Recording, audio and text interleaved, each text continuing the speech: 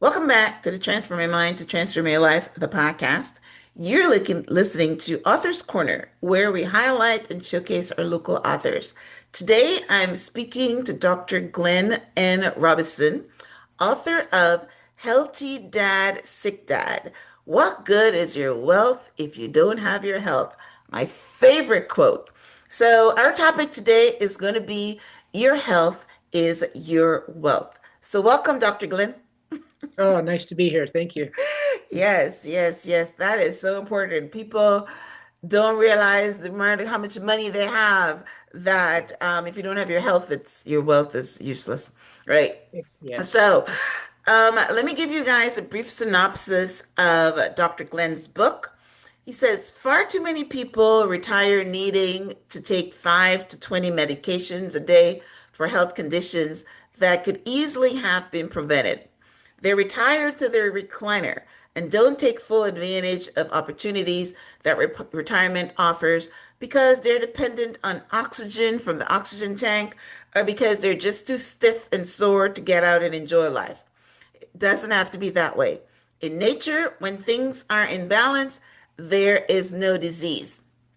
In Healthy Dad, Sick Dad, Dr. Glenn N. Robison shares his personal journey with two very familiar fathers who ended up drastically different retirements. Determined to understand why, Dr. Robinson studied his healthy father's lifestyle and emulated it for 15 years with dramatic improvements to his own health. Now he shares the secret of living towards a long, healthy life. So, yes, very important. I've been spending a lot of time on this show on healthy lifestyle, um, anti-aging, health span, versus lifespan. So this just fits right into, it seemed, the theme of this season, because that's all I've been talking about. So, but you also, when I spoke to you earlier, Dr. Glenn, you also told me a story of your daughter, and I was very interested in bringing it to my audience. So, even though we're going to talk later on about, retirement and things like that.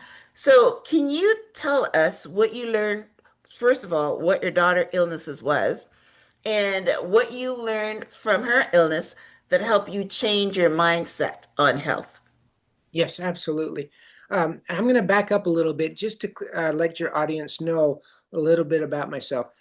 As a child, I suffered from asthma, and so I set on a journey about the age of 10 trying to find a cure for asthma. And so I do many things. Um, and when I got to high school, I took this test to get into college called the ACT test. And I bombed it. I got into the counselor's office and they said, look, go be a farmer like your dad, go to Votech school, but good luck getting into college because I got a 7 on my ACT score. So how does this involve into my daughter? Well, not only did I make it into college, but I made it into medical school and I did a surgical residency. So I in my surgical residency first year, I was scrubbing in on cases on open heart surgery. I was scrubbing in on cases on bowel obstruction and total knees and shoulders. And I mean, we were doing a lot of surgery. In fact, I did a medical mission and we did a lot of surgery there too. So in my mind, I am surgery trained. That's what I was trained to do. So now the point to my daughter. She's about 2.5 years old, and we have no idea what happened to her. She all of a sudden stopped eating, and every time we tried to feed her, she was in pain, and Mhm. she was push her plate away, and she would say, "I can't. It hurts, Daddy. It hurts. It hurts to eat." And she wouldn't eat, and I was like, okay, well maybe she's just doing like common thing kids do and just don't want to eat the vegetables. But no, it wasn't that. And days went on and days went on and she started getting weaker and weaker. And I was like, oh my heavens, my daughter's really sick. Something's going on with her. And I'm going in my mind like, okay, what is it? I've been trained in Western medicine. I didn't have an answer. I couldn't come up with something. And here she just kept staring at me, Dad, please help me. And so took her to the ER. They didn't have an answer. They just said, mash up the potatoes and give her soft foods. Well, we tried that. Took her to the pediatrician, same answer. And I was really getting frustrated because here I am, an educated person who willed myself through school and did things that are unimaginable, but now I don't have any answers for my daughter. And I'm like, okay, there was a gentleman that helped me with my back a few years ago and helped me get out of trouble because I couldn't afford to have surgery on my lower back where I had herniated disc. Mm. And so I heard about this gentleman and I went down, I met him, and he helped me get out of trouble. And I'm like, okay, well, if he could help me, maybe he could help my daughter. And I called him up and I said, here's what's going on with my daughter. It was now a few weeks later, almost a month later. And I literally had to carry my daughter into his um, office. And I laid her on the table and he looks at her and I had to take a back seat and be a father, be a dad, and put all my medical away and put my trust in this gentleman. And he went to work and he started doing some things. And within 5 minutes, I started hearing gurgle sounds in my daughter's tummy. Mm. And then he did something and she stood up and she says, Daddy, I'm hungry. And we took her into the kitchen and we fed her. And she had no pain. And I was like, oh my heavens, what's going on here? And I started asking questions. I go, what did you do? And that led to many questions over the last 18 years of now working with this healthy dad, which I call my mentor. I keep his name private because he's asked to do that, but he's helped thousands of people. Um, but he literally, when I asked him, I go, could you teach me what you did to my daughter just in case, I may need to do it again or I can help some of my patients. And he says, absolutely. So what did she have? I have no idea. But the way I can put it together, the way he explained it, is that somewhere, somehow she fell, and there might have been a shift in her Mm. ribs that were putting pressure on the nerve plexus. And so whenever she ate, that was hurting her to eat. I know there was a movie out with Jennifer Gardner, and there's a little girl that she played the mother, and they took her daughter all over across the world because she was having severe pain. I don't know if you ever seen that Mm. movie, but I haven't watched it, but I saw it being advertised. Right. So I know yeah. what you're talking about. And Right. so I'm going to ruin the story for you because That's to make okay. my point. But Right. at the end of the story, they couldn't find any answers, and then all of a sudden she's playing with her sister again in this tree, and she falls, and she's cured. And she's And so cured. I'm thinking it's the Right. same thing that happened to my daughter, but this Mm. gentleman, this man, this healthy dad mentor of mine knew the answers and helped her. So here now, it totally changed my whole perspective on Western medicine. And the more I dived into it, the more I started learning about it, I was like, oh, whoa, there are other answers out there for medical conditions than just what I was trained in. And so Right. that opened up a can of worms. And so now I still do surgeries in clinic that's needed, but I don't do a whole lot of surgeries in the hospitals anymore. Mm. Well, I would have thought that he was able to manipulate her and get rid of an obstruction because it sounded like an obstruction, Mhm. but he actually moved bone around or something. But yeah, that makes sense. But yes, I mean, yes, Western medicine is opening it up now to Eastern medicine and all these Ricky healing and shamans and all these different things. But um, it's still good to have the surgeon for Exactly. um, for things that needs, you still need the surgeon, but a Mhm. lot of times, surgery is not where you should go to first. You can go to all these other different things. So I'm glad that you had that experience and that was able to help your daughter because yes, if she didn't continue eating, she would have died. You need food to Right. survive. So, so that's amazing. All right. So that's what changed your mindset. And so did you get into more of the Eastern tradition? That's what's changed your mindset on Western medicine and surgeries? So I tell people I have the best of both lives. Yes, I have the Western side that surgery is absolutely, we are top of the top. in the world. I know there's a lot of Eastern countries like Germany and all that has a lot of, incredible surgeons. But I always say for events of people that need surgery, yeah, that is as incredible what the Western medicine does. But from the standpoint of, the pills and things that we treat for common conditions, I started looking at the Eastern side Yeah. and started getting into the yin yang side Hmm. of how my body feels when I eat. People ask, well, do you diet? I says, I don't know, I don't diet. I eat for my body temperature. And that protects my immune system. And if my immune system's protected, then it's an anti-aging, and plus I don't take medications and I live healthy. Okay. So the more I dived into it, the more I started learning about the five elements and started learning about how things work. And so if the lung is off and you're having respiratory problems, well, maybe you should be looking at something else like the large intestine. And if you can correct the large intestine, you correct the lung. And this is what Eastern medicine provides. And Mm. I spell it out in the book there and go into Okay. detail. Sometimes I have to refer to it because it's so complex. It's a 4,000-year-old, um, history of how they treat.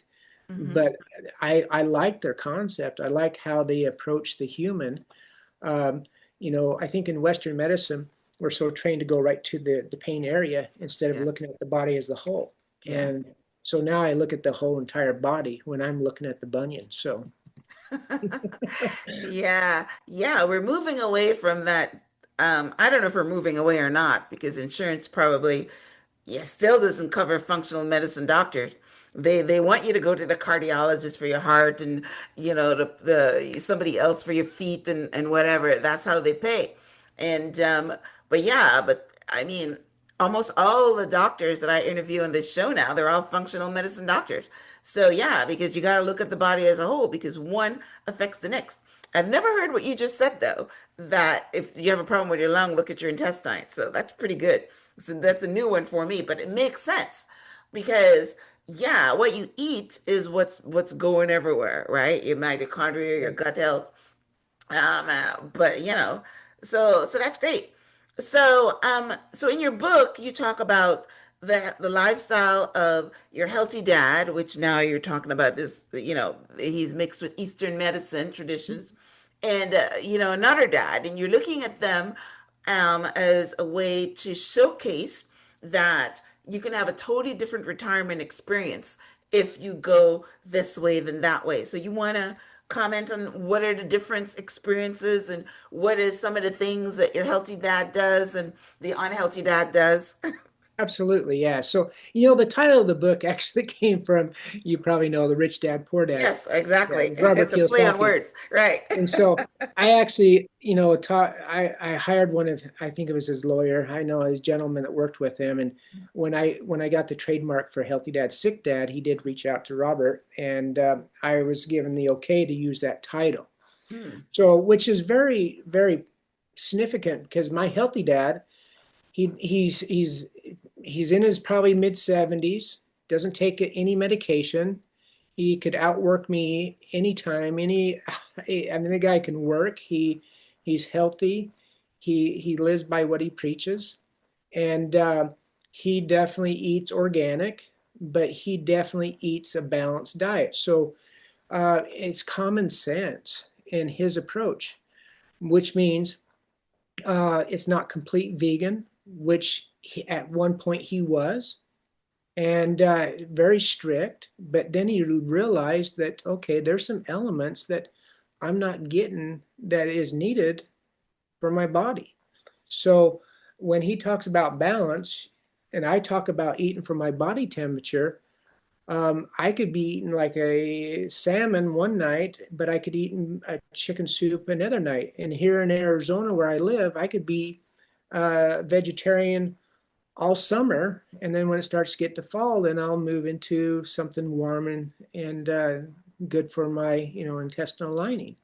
So that's what Um, you mean by body temperature. All right. yeah, so I Good. try to keep it at 98.7. That's what I mean. If I can keep it that around that range, I protect my immune system. Mm. And so on the other side, my sick dad, who's my biological father, who helped bring me into this earth and teach me all the ropes to um, the farming life. The guy was just healthy. He was always working. He could build machinery like you couldn't imagine. The guy had a gift, a really beautiful mind, but he loved his candy bars, and he loved his soda, and he loved his ice cream at night, and the comfort foods of life. And towards the end of his life, which he did pass away, right before the book came out, I talked to him, and he did try to change a little bit, but towards the end, he just says, "Nah, he's going to enjoy it, enjoy the foods that he'd been eating." And I Mm, could see the effects of the gout come on because of the corn syrup that he had in that ice cream at night, and the inactivity when he retired to his recliner.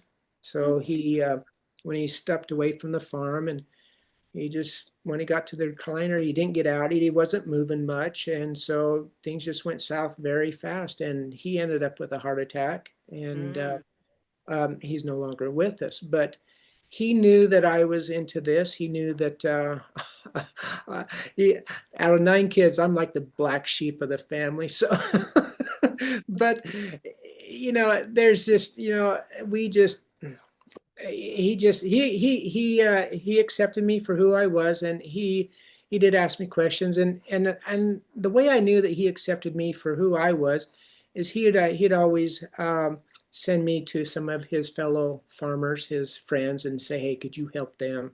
And so mm, I'd help them out. So mm. He was just saying, hey, it's like people that smoke, even though they know it's going to kill them, they says, well, I'm not getting rid of the cigarette. yeah, So your father was saying that, hey, I'm going to enjoy my food even if it kills me. So some people have that thing. Some people have that mentality. yeah. So, right. Okay. So that's pretty good. So you're saying when you say lifestyle, you're concentrating it on foods that we eat, Yes. nutrition. Okay. Right. There's that, but there's also too. I mean, it goes even in deeper. I mean, there's the foods we eat, but it's in the environment that we're at. So, I take it a step further. I don't know if there's like the 5G towers and the Wi-Fi and the EMFs that are emitted. So I actually sleep with a copper blanket on top of me. I have a Faraday cage on my smart meter in my house. Mm, I have some things to protect me from these unseen things that are going all around us that we are unaware of, but we're saying, why are we so tired? Why are we so foggy brain and things like that? But a lot of these things do affect us mhm. outside the foods and the water we drink. So, Yeah, right. It's very interesting. I know better and I don't do better, but I listen to my phone to put me to sleep. So my phone is right above my head and it's usually plugged in. And I know that it's got all kinds of radiation stuff on it and or whatever. And there's one point in time I heard that I should unplug my Wi-Fi because all that channel and all that stuff. So I know what you're talking about. But yes, hopefully it's so minute that it doesn't affect my health because we've got all the radiation things in there. But yeah, but the food, how we energize our body, what we do, what we put in our body, is definitely the most prevalent indicator of our health and our lives, and of course, exercise too. I mean, you don't need to mention that; everybody knows that. But right.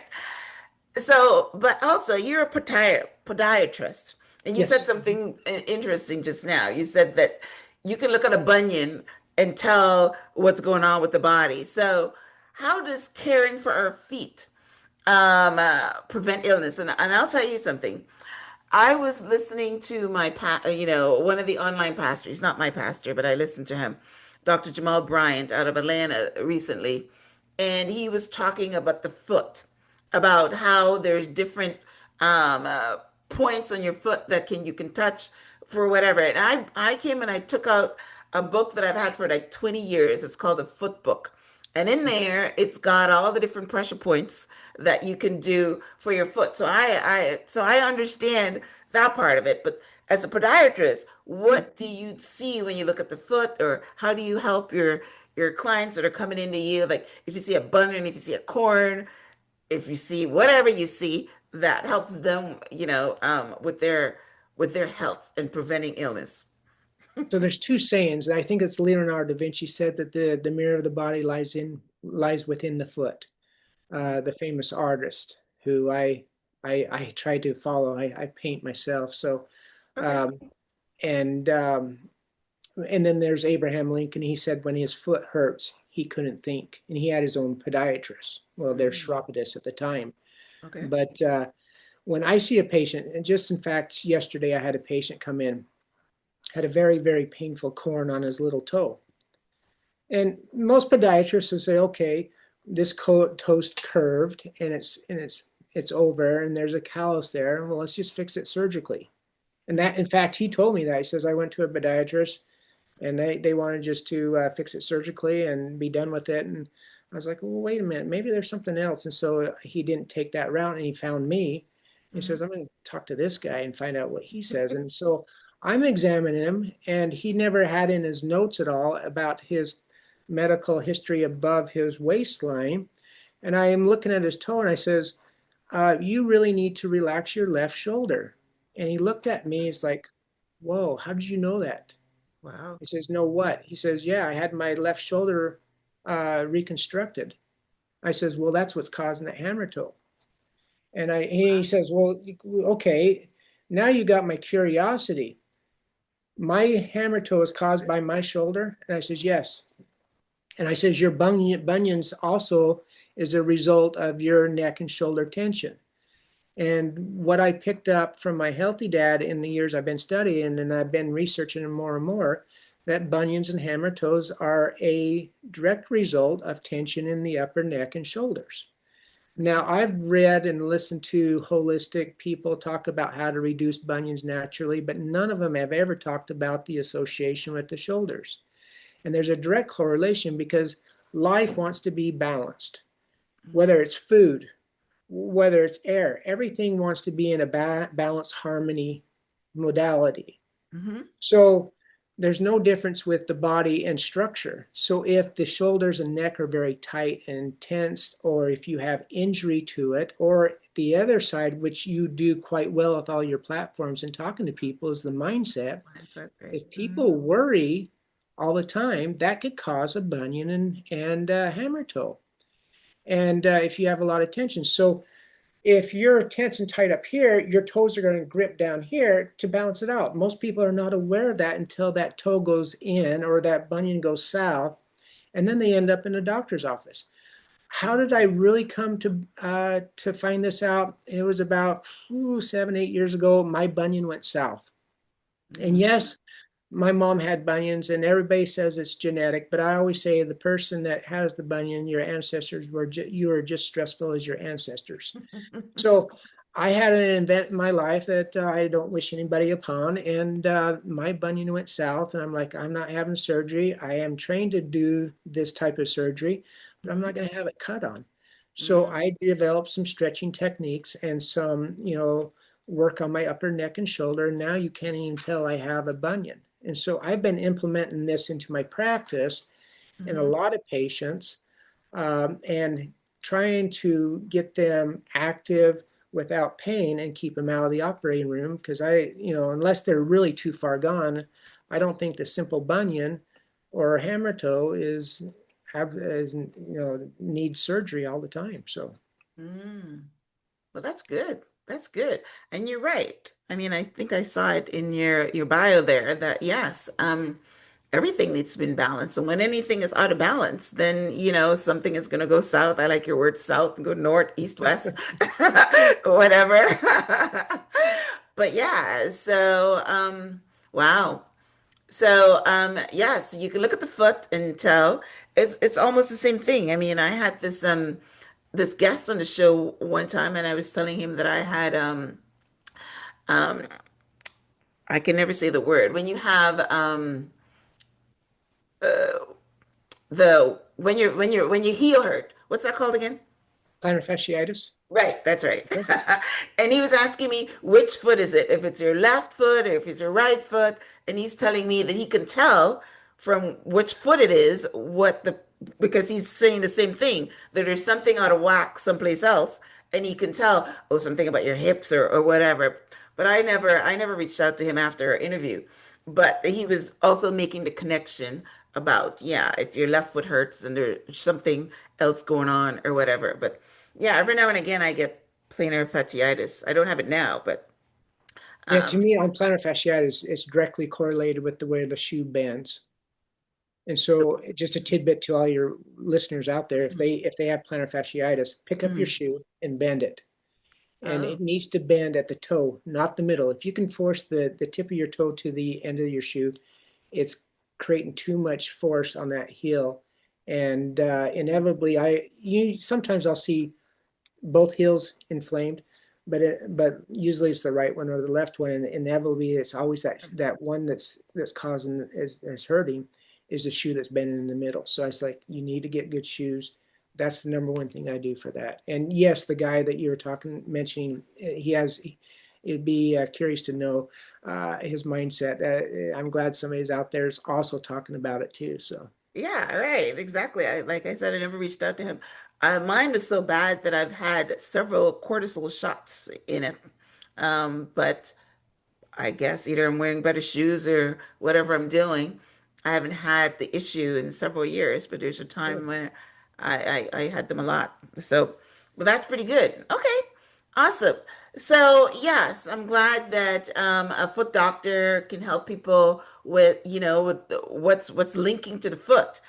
Because, like I was telling you about this foot book, I mean, you can do reflexology on your foot and massage your organs all over your body. So they're definitely connected to your foot. Amazing. All yeah. right. So your book is called Healthy Dad, Sick Dad. What good is your wealth if you don't have your health? What do you want readers to walk away with after reading your book? Um, if they can, I so want people to start asking questions. I do. If you can ask questions about your health, you're 50, 80% there. The problem is that you go into these doctors' offices or these clinics or that, and you just take their word for it, and you don't ask questions, but participate in life. Ask questions, and the more you ask, the more answers you're going to get. Because I'm just one little piece of the puzzle. I don't know I have all the answers. I wish I had all the answers in life, but that's what's great about life is every day I can learn something. Right. And so I know that the technique of Jinsen Jitsu, which is Japanese pressure points, I can use in my clinic and help somebody so they don't pass out or to help release an ankle.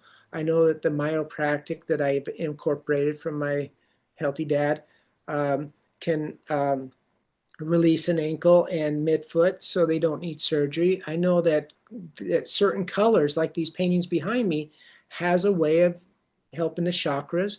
So everything in life, if we just participate, has an answer. And so um, follow your gut, follow your instinct, your intuition, and if it doesn't feel right, it's like, nah, I was told to have this surgery or do this. There's answers out there that's going to direct you on, okay, this is where I need to go. Now, if you need the surgery, just you have to have that. But I there's just clinically, there's just too many things out there that I think that my eyes have been opened up to that makes life more simpler. Common sense to me. It's common sense approach to your health, and just participate. Ask questions. Don't be afraid to ask questions. Right. Yes. Yes. Yeah. Knowledge is yeah. Like there's a phrase that they say become the CEO of your health. Right. Don't let people tell you things that you need to do because they're always pushing stuff. I think that when you go to a doctor, it's always a hard sell. They're always telling you that they're always pushing surgery and they're always pushing all these different things. I go to my eye doctor because he says I'm going to get glaucoma and he wants to do surgery. And I says, no. you know, and I know that he's pushing surgery maybe because he gets paid better. I said, you're not, let's try the drops. Exactly. So, yes, ask questions, read books like yours and, educate yourself. And yeah, I agree totally. And again, our conversation is your health is your wealth. So yeah, prioritize your health. Prioritize your health. I was reading as somebody sent me an interview with Dr. Tia, who's become, the top doctor now, and he's saying that he's got a waiting list for people to get in his practice, and it's over $100,000. And the first thing I said to myself is, those people that have $100,000, they know that $100,000 is no good to them if they're not healthy, so they're willing to spend it. Yeah. So your health is your wealth. So yes, for sure. All right. Well, listen. Thank you, Dr. Glenn, for being in the show. And I love the title of your book. Like, right, yes, you're playing on the most famous book there is, Healthy Dad, Sick Dad. Um, but it's very true. It's very true because if you don't take care of your health, then you're gonna, one of the famous things that I say that people put off all these different things that they want to do until they're 65 and retire. And when they're 65 and retire, you've got a great visual. You're in that recliner and you can't get out of it, right? So yeah, I mean, do things, throughout your life and don't wait and put it off because tomorrow is not promised. But then, even if you want to travel the world and do all these great things at 65, then when you're 40, 45, 50, you've got to be doing certain things in order to protect what you want to do, when you retire. So yeah, so it's a great analogy to look at what you can do to be healthy and what you can do to be sick. So I love the play on words. All right. Yeah. So yeah, you can't remedy a lifestyle. You just participate, ask questions, and enjoy the ride. So yeah. Yes. Beautiful. All right. Well, listen, thank you, Dr. Glenn, for being on the show. Thank you guys for tuning into this week's episode of Author's Corner. Again, the name of Dr. Glenn's book is Healthy Dad, Sick Dad, What Good is Your Wealth If You Don't Have Your Health? Excellent title. Great title. Go pick it up. I'm sure it's available on Amazon. Now, do you have a website, Dr. Glenn, that you want to send people to? I have a yes, Dr. Dr. Glenn Glen Robison Robison .com, and that is my website. It tells a lot what I do outside Western medicine, and it also has a art exhibit. I have over 78 paintings of mine that I do, realism art. I have them all in my clinic here. That's the website. And then on Instagram, I have at Healthy Dad Sick Dad, and you can get on there and see what I eat every evening, and my wife always cooks, and we always share what we eat, and so people are always curious about that. So That's great. I love that. You're a nutritionist too. Yes, I like that. All right, so definitely I will link out to your website, link out to your book, and link out to your Instagram handle as well. Tag you on the collaboration post when I post a clip of our conversation. So yeah, yes, it was great the conversation with you. I love the fact that you were able to share your experiences with not only your healthy dad, sick dad, but also your daughter. So you've got lots of stories. And yeah, bringing attention to the feet, how the feet can be an indicator of things that is going on in your upper body. So that's excellent. All right, guys. Well, listen, thank you for tuning in to this week's episode. Thank you, Dr. Glenn, for being on the show. Until next time, namaste.